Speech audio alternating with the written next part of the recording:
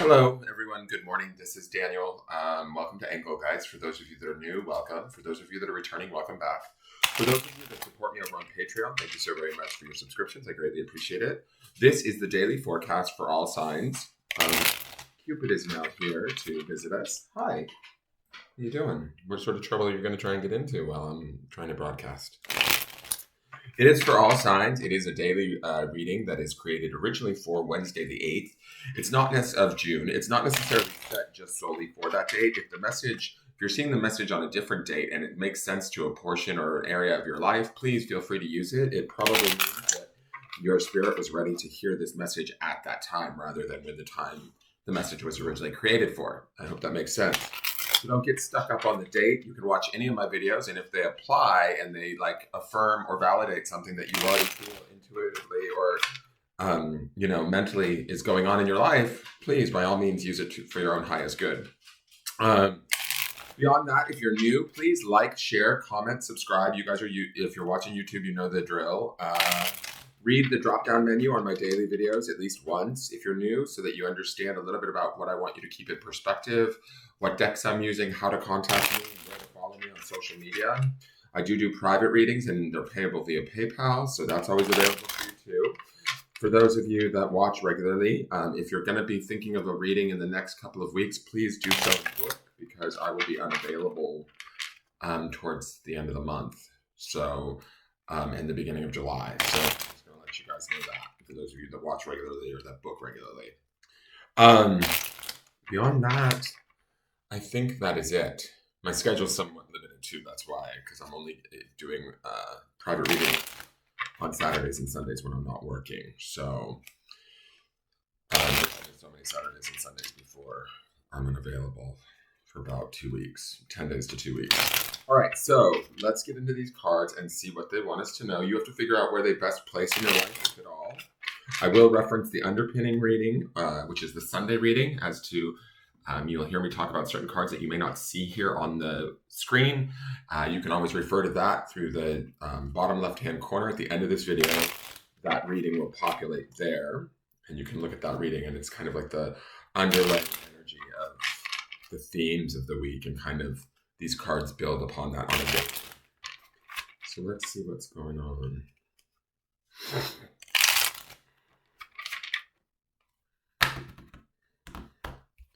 Okay, so our card is the Queen of Cups. I'll take it. She's like waving, hey babe, what's up? How you doing? Queen of Cups is cups upon cups, right? She's water upon water. She's the highest form of, in my opinion, one of the highest forms of intuition other than probably, say, the High Priestess, right? But she's the highest form of intuition, emotionality, compassion, empathy, all of those sort of things wrapped into one.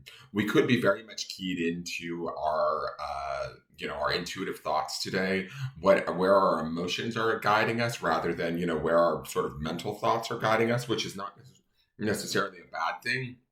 Certainly with the clarity of yesterday's Ace of Swords, I'm not angry at it because the Ace of Swords would be that complete mental clarity. Now we can kind of get into the emotional aspects of things. The fact that this is the Queen, I sometimes consider her to be more of I shouldn't say a better ruler, but more of an adept ruler of the realm of cups than even the king is, right? Because queens represent cups ultimately. So the Queen of Cups, she's like the authority in her realm, right? So this is us. We saw also yesterday that swan spirit, which was deep dive, right? This could be us deep diving into our emotional sense of self, right? How we feel about a situation, what we're perceiving from a situation. And the reason why I'm putting emphasis on feel and perceive, these would be definitely words or positions that the Queen of Cups would be more focused on or more comfortable in. When it is the Queen of Cups, I feel like we should be comfortable with what's going on with us emotionally, or at least comfortable with the working through it all. I love the little waving hand on this card because it feels very casual and happy to me. She's on her back, she's floating, she's doing otter-like things. She's not necessarily too concerned with the world. She's looking us dead in the face too. So our emotions, in my thought process when looking at this card could be at the forefront today, but I don't think we're sweating them, right? I don't think that they're posing a problem as much because it's the queen. So what I'm saying is like, if things come up emotionally for you today, reflect upon them, play with them, sit in them, contemplate them, but don't do so from a place of fear, worry, or anguish, right? Do so from a place of understanding, compassion, and love for yourself and for your emotional state of being, right? Don't necessarily judge yourself for where you're at. The queen wouldn't do that. She would embrace all aspects of where we're at. She would embrace her vulnerabilities or the vulnerabilities of others, right? This could be us being very empathic and compassionate towards others around us that need our assistance, help, guidance, advice. The Queen of Cups is very much an advice giver, but she's going to be like, in my opinion, outside of the box a little bit as far as advice is concerned. She's going to go more with what she feels intuitively rather than say like a Queen of Swords, which would be much more practical and much more cut and dried, where this queen would be a little bit more flowery, a little bit more connected at the heart center. We also saw a lot of green stones in the early part of the week, so there has been a lot of heart-centered work, or we've been called with the grounding stone to ground sort of in our fourth chakra. That might bring about this queen's energy, right? Where we've been working more in our heart center and kind of trying to honor ourselves with, especially with the grounding stone for the week, which is our own passion, right? What are we passionate about? What do we care most about? What are we desiring in our life? And for each one of you, it's going to be something different, right? This queen is going to tap us into those feelings, and she's going to make us comfortable with them. She's going to make us understand how to hold them, live with them, even like excel with them, right? Use them to our advantage or to our betterment, right? So I like that. I love the little wave she's giving us. Excuse me. Because to me, she feels very friendly. Friendly. Sorry, I just swallowed spit down the wrong pipe. What I am going to say, though, is underneath this, because we're now at like a Wednesday's reading, so we are in the midweek point. The midweek card underneath this was the Seven of Cups. So there's a couple of ways I'm going to look at this. I like that it's cups upon cups, right? The Seven of Cups was the indicator on Sunday's reading that, like, okay, there might be some emotional confusion or work to be done in the midweek. Queen of Cups shows up here today. I kind of feel like to give us a leg up. If there is anything that's emotionally charged around us, like a situation, a person, whatever it is for you that's got you kind of embroiled emotionally, or had you at the early part of the week maybe embroiled, maybe you were putting it off and not necessarily wanting to address it, that was the piece of the star. I think that the queen, to me, indicates that we might be approaching this situation with a little bit more authority and power, a little bit more ease than we anticipated on Sunday. Does that make sense? Because the Queen of Cups is far more adept at moving through or understanding and producing positive results in a Seven of Cups situation. So if there was confusion on the forefront, or there was something we were maybe trying not to look at because it was too emotionally charged, or if we're looking at it and it is emotionally charged, there is some confusion around it, don't judge yourself, the queen says, right? The queen says, don't worry, boo, I got you. Like, she's waving hello. She's like, let me show you your way through this. Let me show you how to make the decision. And this Queen of Cups ultimately is an aspect of you.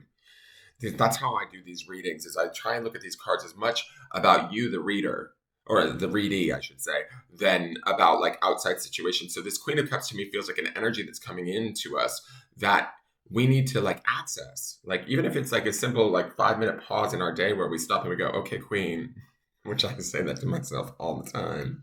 Okay, Queen, I need you to come in here and make sense of this because I'm not sure how to navigate this. There's this part of you that is sure. There's this part of you in your intuition, in your subconscious, in your higher self that can come down and kind of give you the guidance, that is your friend, that is there to support you. And if it's not a part of you, right, which I prefer to think of it as being a part of you, as your own higher self, your own highest intelligence, right, emotional intelligence especially, or intuitional intelligence, then let it be your guides, let it be your angels.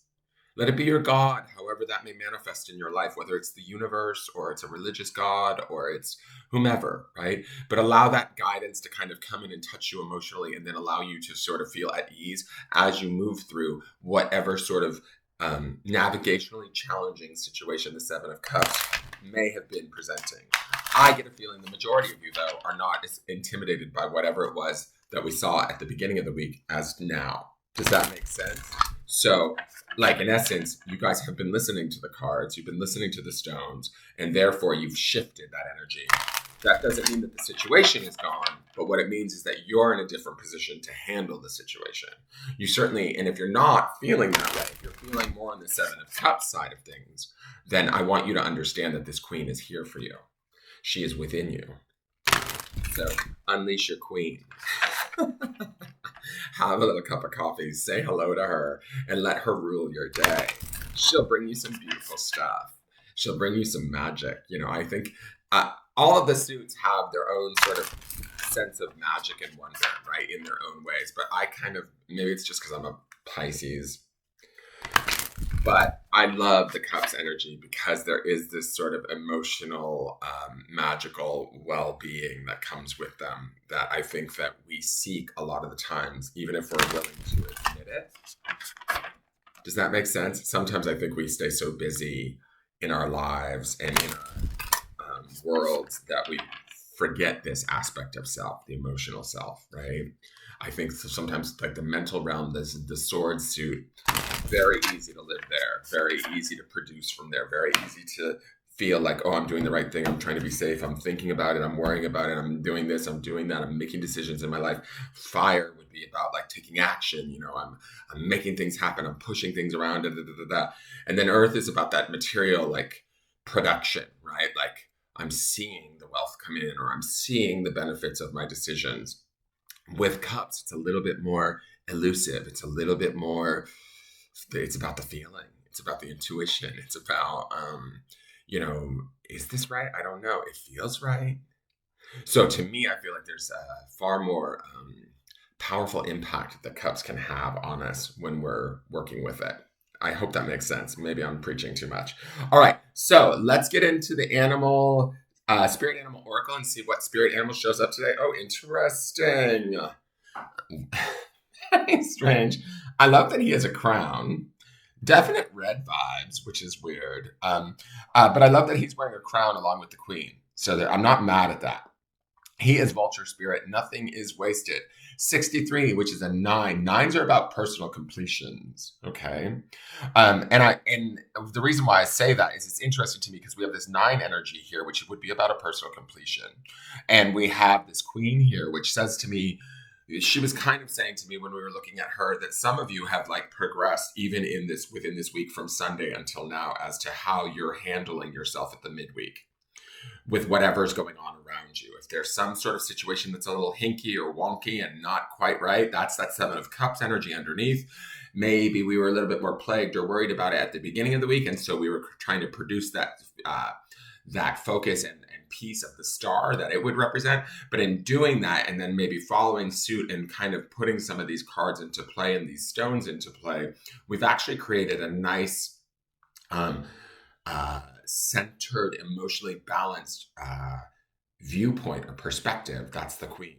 Now, the vulture spirit says to me, that's number 9, where we get, okay, we've come to a completion around the worry or the confusion about this. We're ready to make some emotional decisions or to navigate this thing from a place of a position of power and validation in a way, right? And what I love about vulture spirit is, first, he's a bird, right? And we've seen a couple of air cards, significant air cards, air sign cards, right? Yesterday, we had that clarity of thought, which was the Ace of Swords.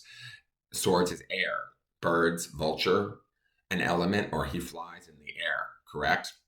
The other thing that we saw is the early part of the underpinning card was the star, which is also Aquarian energy, which is air. Again, vulture's home spirit or home energy. Vultures can't move without like flying through the air. The thing about vultures is they're often underappreciated because they are the scavengers, but they're also like sort of the cleaners of the world. They kind of clean things up. They make use of roadkill in a sense. They live off of it essentially. And I'm not saying that we need to live off of roadkill, but nothing is wasted with the vulture.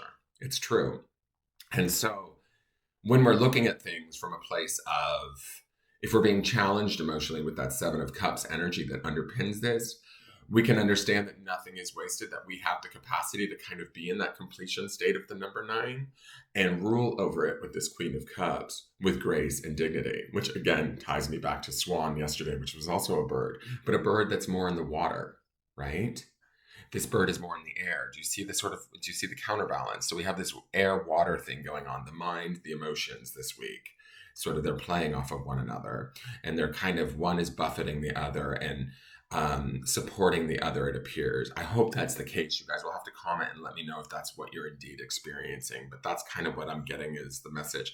Because yesterday's card, although it was a very heavily air-signed tarot card with the Ace of Swords, we had that Swan card, which was another bird. Yes, so we're talking air element, but it's a bird that is mostly known for like cruising around on lakes and hanging out on the land, right?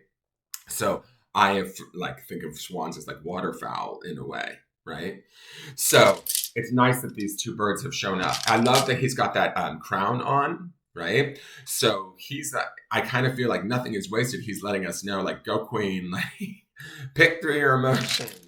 Really look at everything. Don't be afraid of it. None of it's wasted. We're going to make some completions here. We're going to come to some closure or some decisions here that is going to be for our own best good and put us in a position where, I love the two crowns. It's like put us in a position that we're deserving of. So let me read you Vulture Spirit really quick.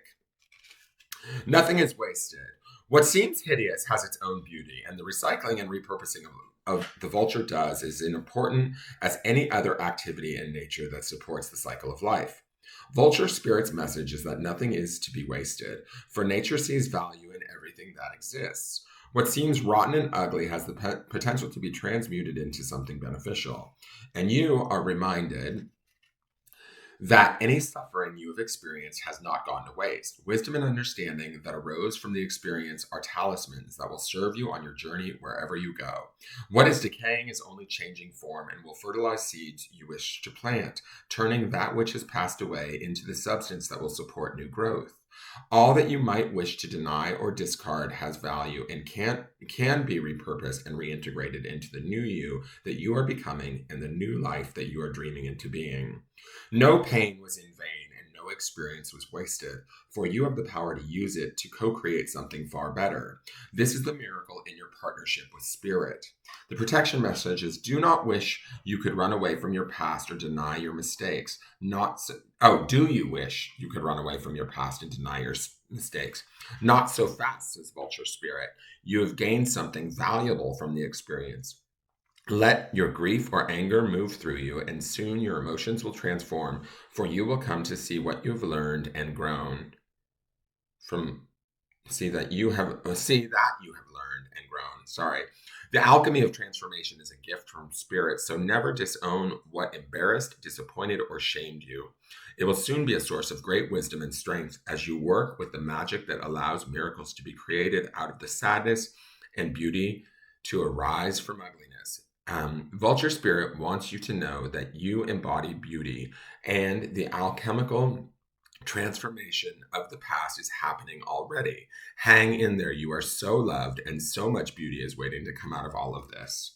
It's interesting too, because Swan yesterday is considered like such a bird of grace and beauty, and then we have this sort of antithesis of that. But it should all be embraced. All right, so let's look to the grounding stone. And the grounding stone is focus. So using our focus, keeping it on that passion, that underpinning stone for the week, right? Keeping that honoring of our own self, emotionally honoring all aspects of who we are, what we've been through, how we've handled things, how we've been treated. All of it is ultimately like some sort of a gift in the way that Vulture Spirit's presenting it today. None of it should be wasted. None of it should be taken for granted, right?